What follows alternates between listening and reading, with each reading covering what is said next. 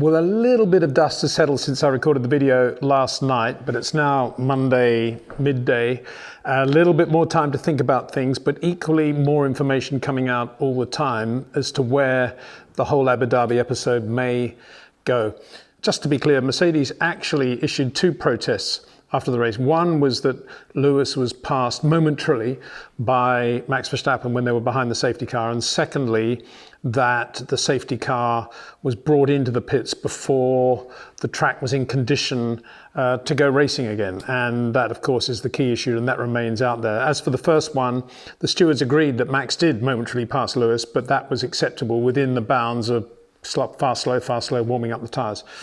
Anyway, getting on to clause 48 of the International Sporting Code, which deals with lapped and unlapped cars behind the safety car. And it's very clear the way the rules are written, 48.12 and 48.13, that the lapped cars should unlap themselves, be allowed to unlap themselves, in other words, pass the race leader, and come back to the back of the field into their correct position before the safety car comes back into the pits and before the race is restarted. And as Mercedes pointed out, and as everybody saw on television, 5 of the lapped cars did that, but 3 others did not.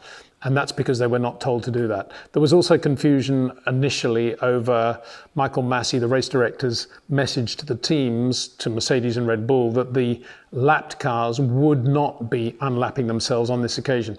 Now, again, just to reiterate the point I made last night, that decision, or those decisions, correct or otherwise, by Michael Masi, were all made, of course, under massive pressure, and this is a championship decider.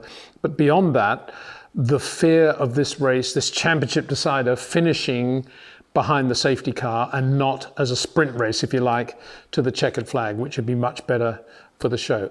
Now, when the protest was held at the track after the race, Michael Masi, the race director, correctly pointed to Article 15.3 in the FIA International Sporting Code, which says that as race director, he has overriding authority in a number of matters, including the use of the safety car.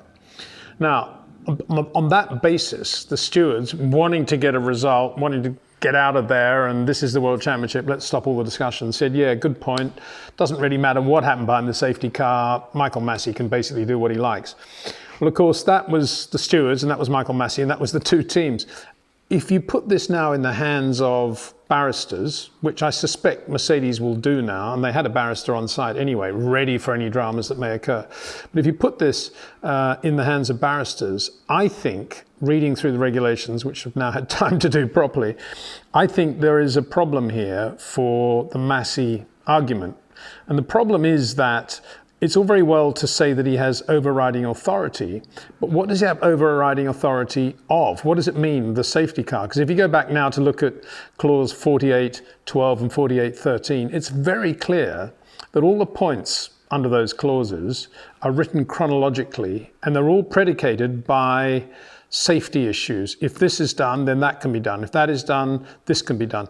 And it's also interesting to see that clause 48.13, which follows 12, doesn't begin with the phrase, notwithstanding anything happens in 12, this is what could happen. In other words, because it doesn't say that, they're very interrelated. All of these clauses are interrelated.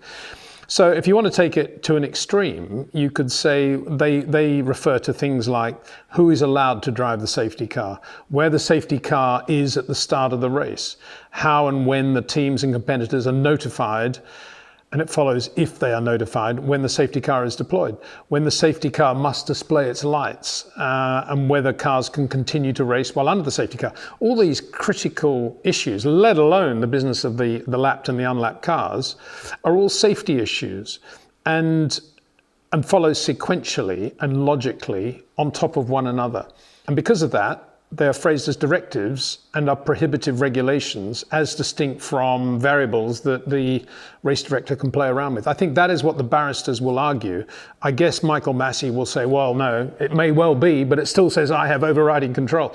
And I think that's where the arguments now will focus on how much you can play around with the safety car regulations, because there's no doubt that according to the regulations, and the more you read them, the more you see it, there was a massive mistake made in that closing lap of the Abu Dhabi Grand Prix. There's no way in the world that race should have been restarted by the safety car coming in, because there were either two options. Either Michael Masi correctly, I guess is where you could say he has overriding control, he could correctly have said, because of the time factor, because we want to get this race finished, there will be no unlapping by the lap cars. They'll all stay in the track position they are.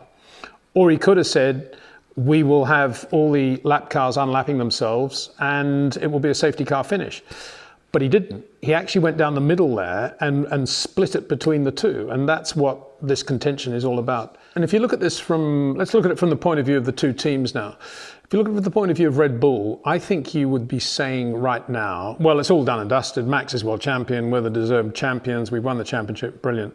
And I think, and then they would go on to say, and we won that sprint, that one lap sprint, because we were clever enough and brave enough, if you like, to bring Max in and put him on the soft red tyres. And that is what Mercedes didn't do. And that's how they lost the Abu Dhabi Grand Prix. And that's why they're protesting now, making all that fuss. If you're Mercedes, on the other hand, you say, yeah, but we took the gamble that there wasn't going to be enough time to clear up the mess. We didn't want to relinquish track position in case Max stayed out. And then we had the two cars very close, racing closely to one another, which we didn't want. And we knew there were going to be two options facing Michael Masi. Either Max was going to have to find his way through 5 cars before he got to Lewis in one lap, or the 5 cars were going to have to unlap themselves, and by the time they'd done that, the checker flag would have been out. So it wasn't really a gamble, it was a fait accompli. We'd won the Grand Prix. That's what Mercedes will be saying. And then there's a third factor, of course, which is the Michael Masi factor, and why he did take the decisions that he did.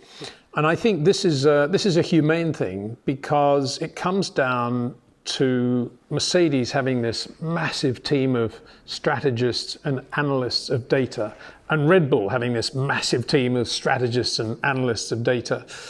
And Michael Masi in the middle, working for the FIA, with his own little team, nothing like the same resources in terms of predicting outcomes and thus giving him data, instant data, on how he should react to any given situation. And what piled up, if you like, in Abu Dhabi was the perfect storm, because it was a championship decider. There were 6 laps to go before the end of the race. It was in a part of the track where it was going to be relatively difficult to get the mess cleared up quite quickly. In other words, it was guardrail both sides, but it was going to be fixable. And there were lap cars involved between P1 and P2, Lewis Hamilton and Max Verstappen. And then on top of all that, this pressure of the race not to be finished behind a safety car. So if you put all that together, as I say, it's a perfect storm. And so that's why Michael Masi, I think, came out with these different instructions and at the end of the day got it wrong. And there's quite a lot of chatter now on the internet about other things, about whether the races should have been stopped as often as they were, and about particularly the DRS issue for Mercedes in Brazil. Now, if you look at that one in particular, I made the point in the video that you cannot blame the stewards for the penalty that they gave Mercedes for that DRS gap that suddenly appeared in Parc Fermé. The point that needs to be made now, though, is that Michael Masi sent that straight to the stewards for them to make the decision, because he doesn't have the same remit as Charlie Whiting. Charlie Whiting was both a technical delegate and the race director.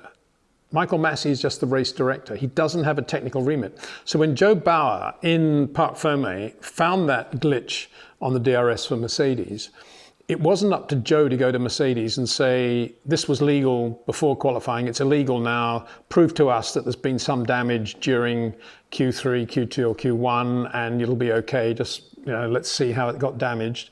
He didn't do that. He just sent it straight to the stewards.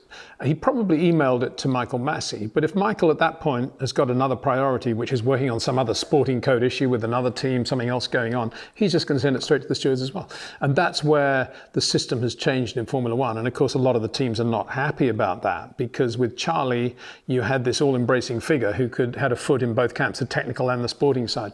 And that doesn't happen with Michael. That's not Michael's fault. It's totally understandable that in replacing Charlie, you'd have a guy like Michael just focusing on being a race director, because it's a difficult enough job as it is. If this goes to a court of appeal and Mercedes win the court of appeal, I don't think in a million years the World Championship will go to Lewis Hamilton. I don't think they will say this race should have been stopped. This race will now be declared over 1 lap from the checkered flag because that was the official legal ending of the race. I don't think that'll happen. I think Max Verstappen will keep his World Championship. And so therefore it's very difficult to know what sort of satisfaction Mercedes will get, even if they win in the Court of Appeal. I suppose it'll just be that we were right. There's nothing we can do about it now, but we were right. And that's something they can take forward, I guess, into 2022. But I think one thing that will come out of this is there will be a more powerful platform now for the race director. I don't believe Liberty and the FIA can go into the winter now thinking that things can continue the way they are. I think they will want to see a bigger strategy team behind the race director. He needs more backup. He needs more people. I mean, if you think about Michael, he's been like everybody, but, very pressured situation. He's been on the road for what, 3-4 months now, probably without seeing his home. It's the COVID era. He took the place of Charlie and went straight into the COVID era effectively. And he's had nothing but Toto Wolff on one side and Helmut Marko on the other side, giving him these instructions constantly. Do this, do that. This isn't right. That's not right. Massive pressure from those two teams to perform. And if you think about that, it's not really a surprise that when it finally came down to that crunch moment, it was a bit of a rabbit in the headlights and some mistakes were made. So as I say, I think in the future, he needs to be given a lot more backup, a lot more budget and a lot more backup. And that's clear. That's point number one. Point number two, if he made the mistake, who ultimately is culpable for that? Is it Liberty or is it the FIA?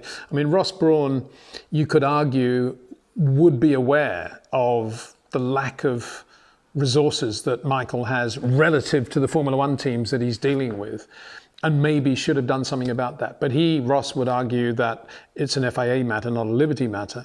And then if you take it to the FIA perspective, you're talking Jean Todt, and yeah, I think there are question marks there, why Michael doesn't have a bigger budget. And I think the other question that needs to be asked is a very clear platform of Todd's in his first presidency campaign was that he would be appointing an official Formula One Supremo, kind of, the next Bernie Ecclestone. Where's that person? Maybe he's out there, but I'm not aware he exists and ever has existed. So, I mean, that's another issue. I suppose you could say it's Michael Masi, but, he's a race director. That's a different thing altogether. And so there's definitely some gaps there that need to be filled. I think Lewis was nothing but dignity on the podium, and I think a massive thumbs up needs to go to him for his behaviour after the race and where he carried himself after the race there. I think it'll be a really difficult thing for Lewis to take into the winter, as I've said in the previous video. I think he will be completely gutted, regardless of the face he puts on. And don't forget, this is the end of that whole era now, and he goes into the new 2022 car. And George Russell alongside him, and the whole balance of power in that team will be adjusted. Obviously, Lewis is the number one, 7 times world champion. But George will be there with a very different set of goals to Lewis. George's goals will be out-qualify Lewis whenever I can, out-race him whenever I can, obviously within reason in terms of the team situation. Whereas Valtteri was very different. He was a sort of Francois Sever to Jackie Stewart.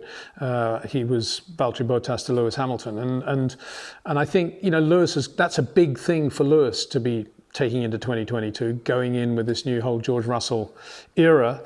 But beyond that, he's doing it having lost that championship the way he did in that last lap. Having led the whole race and having led it beautifully on the medium tyre from the start, which I'm still astonished about how good he was on the medium. So I don't really feel any different about this race. I still think it's a very unsatisfactory result. And you could say all this legal stuff is very bad for the sport. I'm sure it's not, because everybody's fascinated by the minutiae of the regulations and the personalities involved. Michael Masi is a very correct, very quick, alert thinker. But you've got to sympathise with his position between the two teams. And as a final thought, I would say that one of the innovations we've had this year on the media and the public is the access to the radio between the teams and the race director. It's got the FIA logo on it whenever it's a radio to race director transmission. I think that's a bad thing. I love the radio from the teams to the drivers, but I think it's very bad to have that access for the public, because it's immediately become basically a blowhorn for both Red Bull and Mercedes to put political slant on everything they're saying to Michael, to try to get sort of the public behind them and to weight it in a certain direction. And I think those conversations should be kept private, because they must be about reality as distinct from lobbying and propaganda, which is what they've turned into. So I think those should be stopped.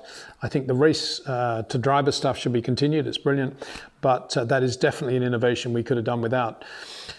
So there we are.